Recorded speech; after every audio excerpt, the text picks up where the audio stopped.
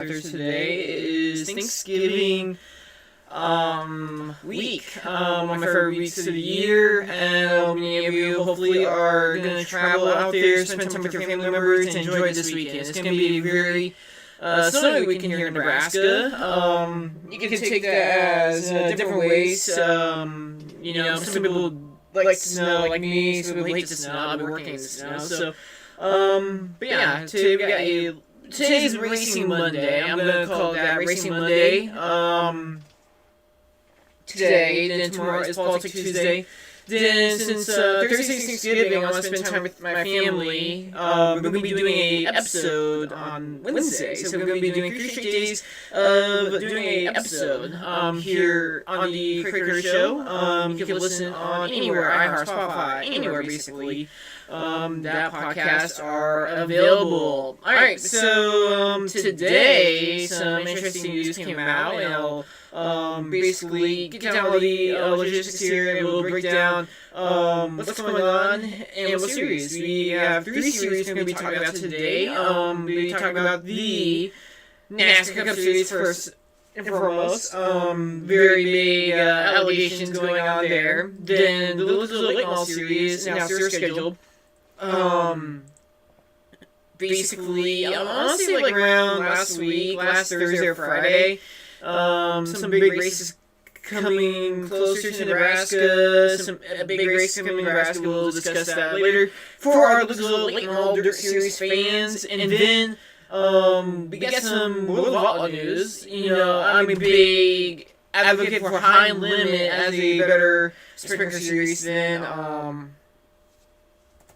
Outlaws, and looking at this could be interesting with some of the news coming out with the schedule. We'll be talking about that later on today.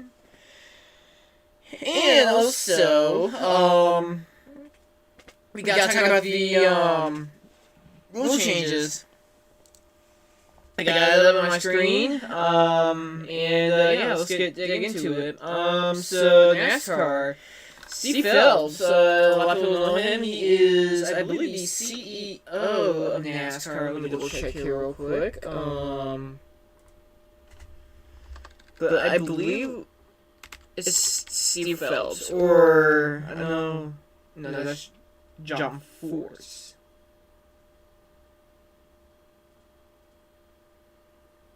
Huh?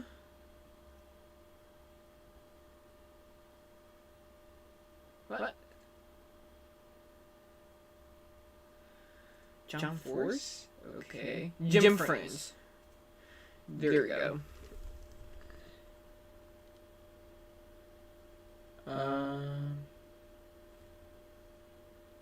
Okay, Commissioner.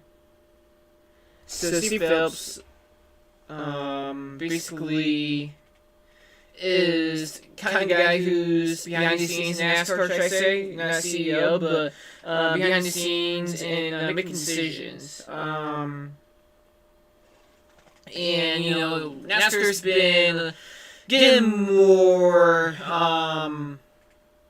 backlash, should I say, with the playoffs, the cars, the packages, and everything in between.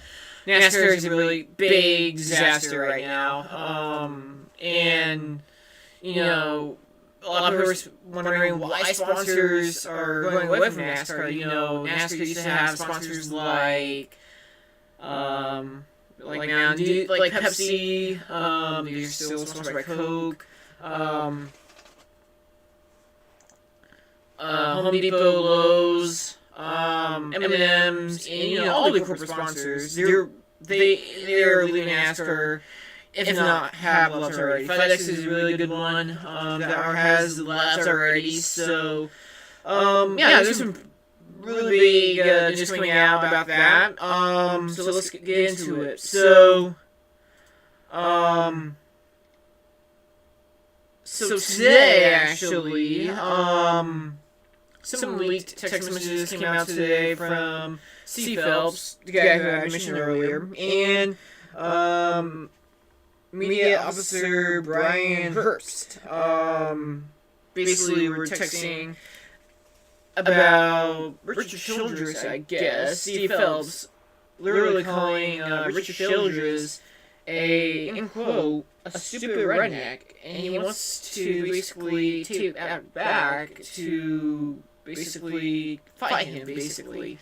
And this is where, like, basically AJ's going over the charter system, which Dan Hamlin and Michael Jordan are already fighting for the teams, is the charter system. And so, I just dropped my pen. So really, it's, like, when I saw this, I was like, this can't be true. This really can't be true, but it's true. Excuse me. So guys, that is true that Steve Phelps has decided to call Richard Childress a multi-time NASCAR champion as a team owner, multiple big races under his belt, and had drivers like Dale Earnhardt, Kevin Harvick, Robbie Gordon, I believe, was in the 31 car for a little bit. I mean, there was a really good stacked field of drivers for Richard Childress Racing. And one of the people who helped NASCAR build into their prime in the 90s and 2000s, with drivers, obviously Dale Earnhardt, he was the Intimidator. He drove the number 3 car. Then Kevin Harvick, obviously. I mean, Richard Childress helped NASCAR a lot over the years to bring in drivers, bring in personalities to actually say. I mean, drivers, but personalities are bigger than drivers. And with personalities, it helped grow the sport. And NASCAR is basically calling Richard Childress himself a redneck. I mean, it's not really a big insult, to be honest with you, but coming from a top tier, a top seat in NASCAR, calling someone a redneck is obviously not okay. In this day and age, I mean, it is really not professional, and actually, it's not really the redneck thing. It's about basically going back and behind the high school and basically fighting him apart. That one's more like, okay, like, why are you doing this? And I mean, everyone knows that NASCAR charter system is really questioning. A lot of teams are not getting the money they need, and I mean, it's really putting a hamper on a lot of things, like open teams, for example. We don't see them a lot anymore. Yeah. Sorry guys, I'm tired today, but we're gonna keep pushing it through this. And we haven't seen more open teams. If they are, it's very few open teams. But yeah, it's very interesting to look at this because, I mean, everyone knows that, I mean, NASCAR is a dying sport and the charter system is broken, the playoff system is broken, and NASCAR's not helping themselves out with this now scandal on their hands, basically calling one of the team owners a redneck and wants to fight him. That's like basically saying the President of the United States wants to fight the governor of California. And people could say, oh, Trump said that already, but I haven't heard it, and I haven't read it either. So, but this, I have read the text messages, I have read 2 articles about this, and it's really interesting, honestly, to see what happens in the next couple weeks with this situation. My guess, NASCAR is going downhill fast, and it's going to be interesting to see what happens with NASCAR in the next couple years, because unlike IndyCar or Formula 1 or any type of racing series, NASCAR is privately owned. They're owned by the France family, and basically, like businesses, they can lose money, a lot of money, and I feel like this could happen. Like, I mean, NASCAR could go downwards badly, and it's bad for more sports. it's really bad for horses. What's happening to them? It's because and we just need to figure out how to stop the bleeding. The bleeding is very bad in NASCAR, and we need to know how to control the bleeding or at least stop it, and basically grow the sport back to what it was, which was in its prime, where cars were rolling like 200 miles an hour, not a lot of grip, a lot more personalities, less PR and sponsors, say what the driver says. We're going to keep an eye on this. It's going to be very interesting what's going to happen with this, and I'll update you on Wednesday when we get more info.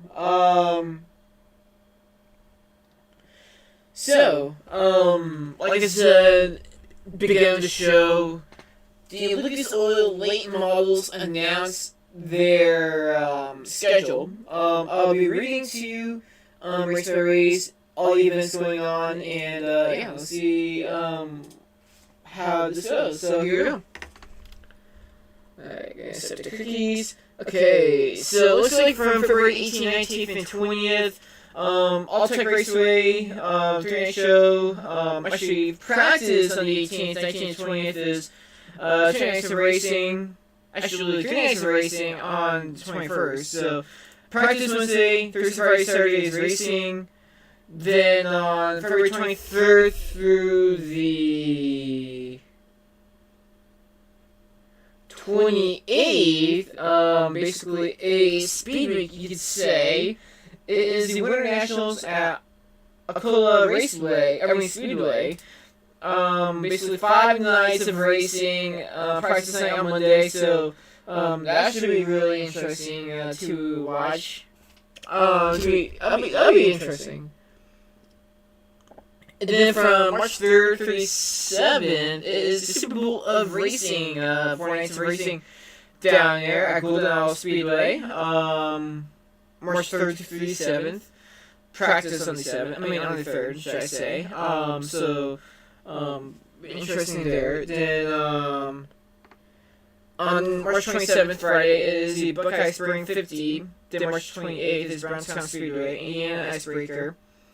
Then you kind of take a month break, a little bit less than a month. Friday, April 24th is Georgetown Speedway. Then Babson on that Saturday. Sunday's Hagerstown Speedway. So we got some. So going to PA Speedways, or PA area speedways.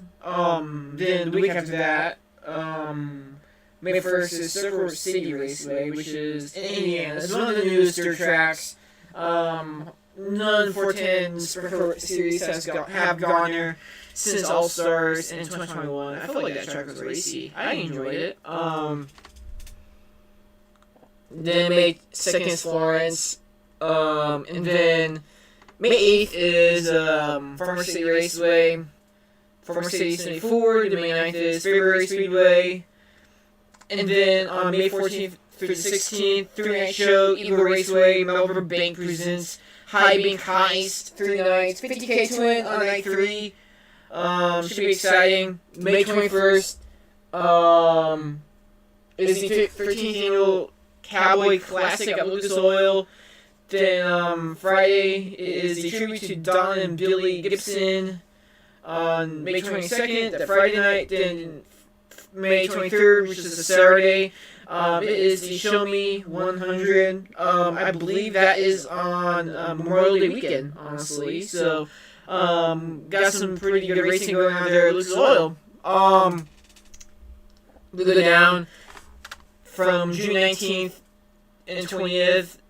Lucas Oil will be in Tennessee, Smoky Mountain Raceway for the Mountain Moonshine Classic, 2 nights of racing.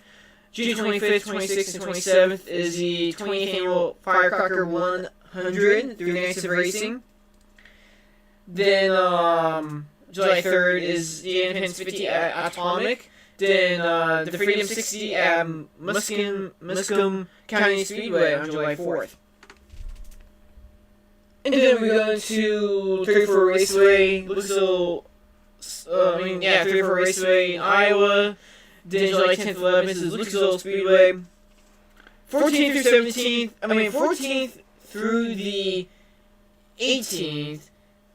No, 14th, my bad, is Adams County Speedway. 16th through the 18th will be the Silver Dollar Nationals weekend. To go 50 on the 16th, the 17th, 18th is the Silver Dollar Nationals. Then Florida Speedway on August 6th through the 8th. Then Batesville on the 14th, 15th. Then the Rumble by the River on August 28th, 29th at Port Royal. September 17th through 19th. This one I'm kind of thinking about. The Lucas Oil Knoxville Nationals, doing nights of racing. Then we got Brownstown 2 nights, September 25th, 26th. Pittsburgh, Pennsylvania Motor Speedway, October 2nd and 3rd. Eldora Speedway, 9th and 10th. West Virginia Motor Speedway, 16th and 17th. 46th Annual Dirt Track World Championship, where the final 4 drivers will be competing for a championship. I like the schedule, having Eagle back on there is awesome. Really great crowd that night when I went there. I think the fans were awesome. It was a really cool night there. So I'm really happy that Lucas Oil will come back to Nebraska for 3 nights of racing. I'll be there for Saturday night for sure. The other 2 nights is up in the air. It depends on what happens with my life, honestly. But no matter what, I'm excited to get to race or go out to Eagle that night and watch some racing. Hopefully bring some friends down there and enjoy some dirt track racing. Silver Dollar Nationals, again, I really want to go down to that event as well. It's not a very long drive, probably same amount of drive as Eagle, so another track that I could basically drive over there day and night to get to, or just bring my camper over too. I have a camper, if you guys haven't known yet. So, the schedule is really, to be honest with you, really good. I'm excited to see how things go. It's going to be, we're still waiting on who's coming back and who's not. It looks it seems like it's very consistent on the drivers returning. It's going to be very awesome. I'm interested to see how things go. It's going to be interesting. It's going to be interesting. That's all I got to say. It's going to be interesting. It's going to be a good season of racing next year, and so now we get into the big part of today.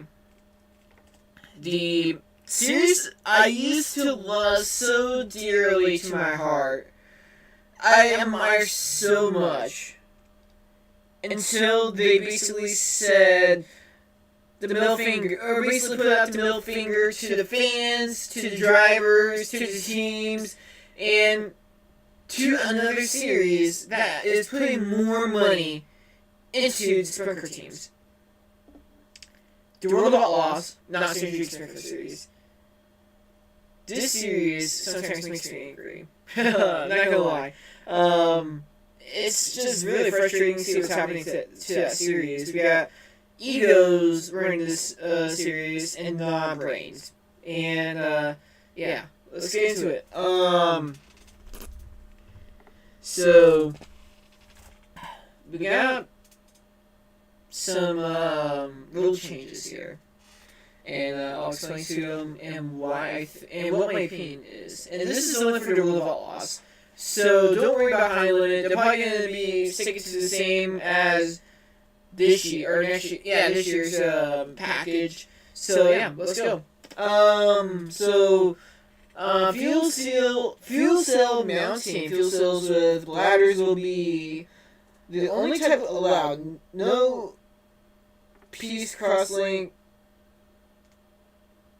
plastic. Fuel cells must be mounted with at least 6 mounting points. No webbing tethers allowed. All mounting bolts must be safety wired. This becomes mandatory, not merely recommended. So, yeah, sorry about this real quick. I guess really, fans, I really don't get this one. I really don't. So if you know sprint cars, like I do, the fuel tanks are right behind the driver. So basically, let's say if the engine if something explodes in the car, there's fuel right behind you. You have nothing to do. If that car goes up in flames, hopefully you get out of there as fast as possible. If not, then you just pray to God that you don't get burned. I mean, this is a really dumb idea. This is really dumb for the sports sprint car racing. I was talking this about with my dad. I said, are those tanks meant to fly off? Because, I mean, when Chris Messina wrecked in 2023 in Knoxville, that fuel tank never really flew off the car. And then you saw this big flame right behind where the driver was, of course, in Mosquito. And the only thing you could think about was there was fuel in that fuel tank. And it stayed on. That fuel tank stayed on. And, you know, when you start thinking about this is a really bad idea. One of the worst ideas, you can have, because if that driver somehow crashes big time, we're in, and the fuel gets splashed into the driver cockpit somehow, anything is possible, and there's still fuel in that, and flames starts coming, that driver's going to be engulfed by flames. Luckily, you have a fire suit, have fire clothing on, and hopefully they can make it out, but the Outlaws are taking a chance of a death here. Hopefully that doesn't happen, but this is a very, very bad idea for the Outlaws. Left side body panel opening. For left side paneling, when a body panel is extended above the hip relic, the panel may extend to, but not forward for support bar. The extension above the lower rail may be a maximum of 31 inches. The minimum opening front to back is 18 optional. Optional left side arm guard is acceptable, but only if it doesn't impede the driver entry or exit. What? Okay. Left side. Ah! Okay. So like in a regular car, you have a door, right? Sprint cars, they don't have doors, they have like these windows you can crawl into and get into the sprint car. So they're gonna extend that, so basically they're gonna add that door, I'm assuming. So, a little more pricey. I mean, some teams have already running it, so I'm not really surprised about it. So, yeah. I don't know what to think about this one, but this is what happens, I guess. I know, like, Logan Schuhart, he runs them. I know Logan Schuhart and Nebraska used to... looking at drivers here, I think that's all. Honestly, yeah. Or actually, let's see here. Yeah. No. But no. This is, if on camera, this is what they're talking about. Driver's side. This door right here, basically, there's a opening right here for the driver to get into the car. They're going to basically enforce that for all teams next year. So, it's going to be interesting to see how drivers get in their cars. That's for sure. Carbon fiber floor prohibited. Carbon fiber floors pans will no longer be permitted. Only steel and aluminum floor pans are allowed. Floor pan must have at least one drainage hole of 1 inch, a half inch diameter or larger. So I'm guessing this is the pan below the pedals. Carbon fiber floor pans. Yeah, I'm gonna assume that. I don't get this one. I guess I'm not really big into the mechanics of a sprint car. I'm more of a like driver news and team news, basically, like that. We'll cover fasteners. We'll cover must be bolted minimum of 3/5/16 flame magnetic steel or titanium bolts to the wheels. D-nose buttons are no longer allowed. Approved fastening systems. Examples of those systems must be used. Other systems may be approved only at the series official. I have no idea what this means, honestly. I mean, we didn't have any problems with the other ones. I mean, some may fly out, but I mean, I guess if one hits the grandstands, that's the track's fault because they don't have their grandstands. I mean, they don't have defensing around. I mean, the track is like, I mean, yeah, you could punish the teams for not having a wheel cover on, or having a wheel cover not fully on and have a chance to fly out, but also it's the track's purpose to make sure there's catch fencing all around the track. So if a fan doesn't get hit by one, or take it home as a souvenir. I don't get this rule.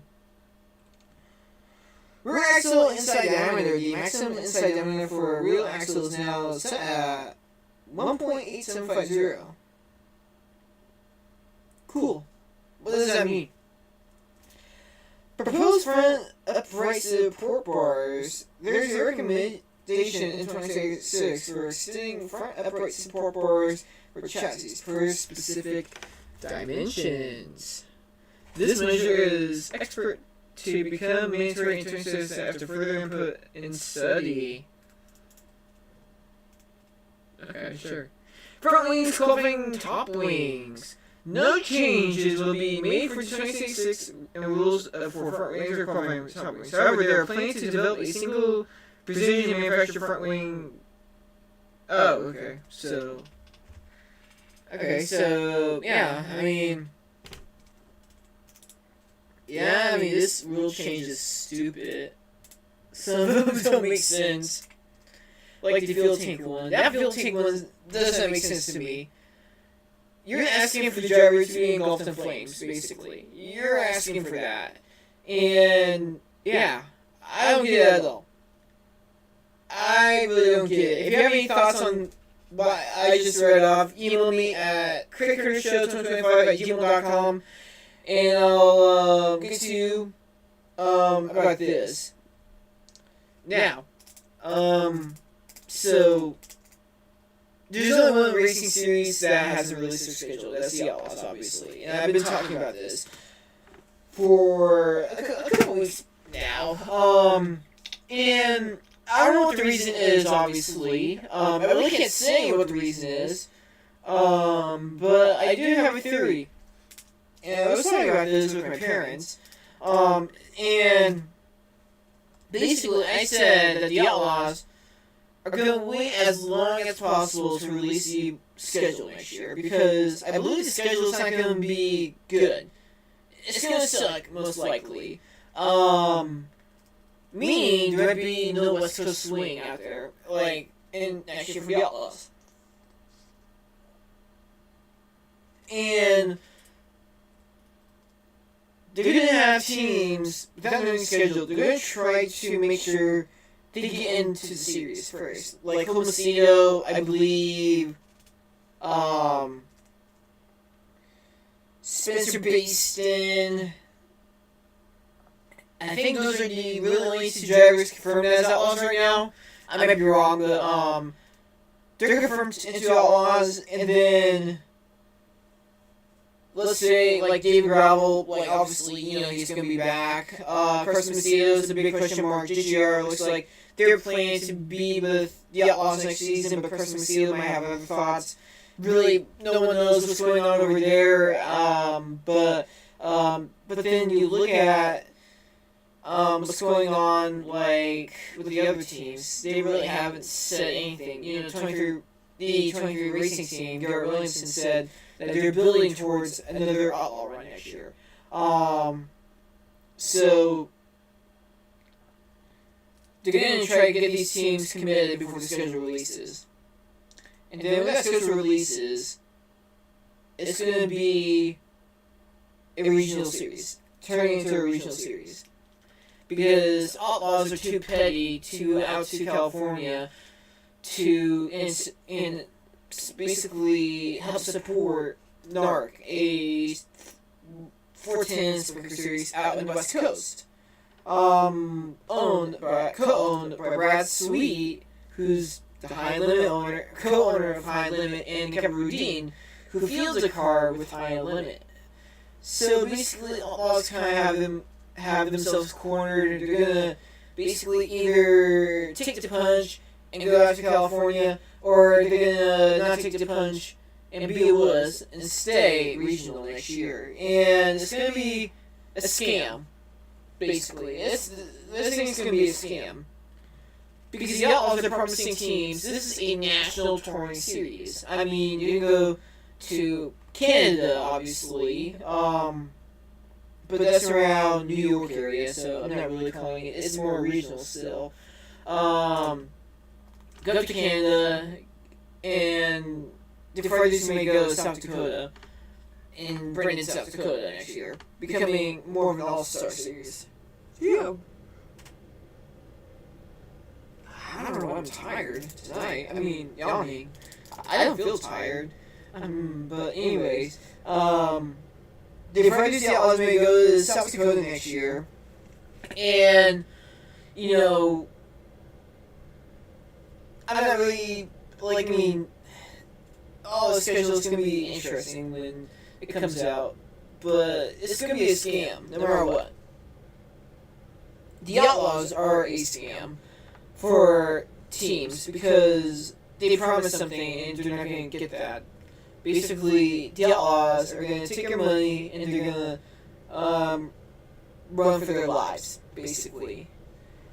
And they're going to drag you along with it. So, if I was race teams, I would be saying release the World of Outlaws schedule now. Be like the Epstein Files, because I'm going to compare this with them. I want to know what's the Outlaws schedule. I want to know. I really do. I'm the only one, I think, who is saying release the World of Outlaws schedule. I mean, I'm not being PJ anymore. I'm not. Lucas Oil has a schedule. High Limit has a schedule. NASCAR has a schedule. F1 has a schedule. IndyCar has a schedule. Every single major series has a schedule prepared and released to the fans already for 2026. The Outlaws are the only series to not have a schedule so far. I mean, they have released snippets of it. But it's only 8 races at Knoxville, 8 races at Houston, 6 races at Williams Grove. They're going to the same track multiple times. And you can say the same thing about Port Royal for High Limit, going there 8 times. But I mean, at least the track they're going 8 times is only once. There's only one track they go to 8 times, and that's Port Royal. And that track usually races really good. I have no problem with that.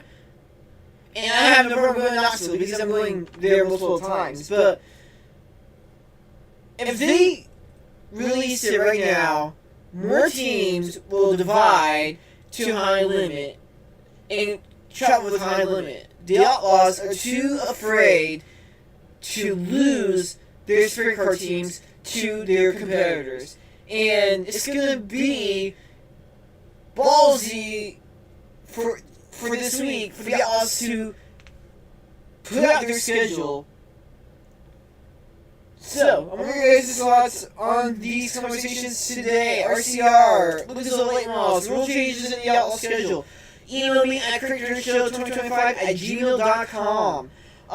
Thank you guys so much for tuning in tonight. We'll be doing an episode tomorrow. Episode 13, I believe. So, I'm excited about that. Then we got episode 14 coming up. So, thank you guys so much. If I don't see you guys again, or if you guys don't come to this podcast again, happy Thanksgiving. I'll be seeing that all week, so don't worry about that. But again, thank you guys so much for tuning in. I'll see you guys tomorrow night. Tomorrow night's going to be politics. So expect some fiery stuff. We got some big news coming out today with Major Taylor Green, or Jean Taylor Green, whatever her name is, and yeah. So again, thank you guys so much for tuning in. See you guys.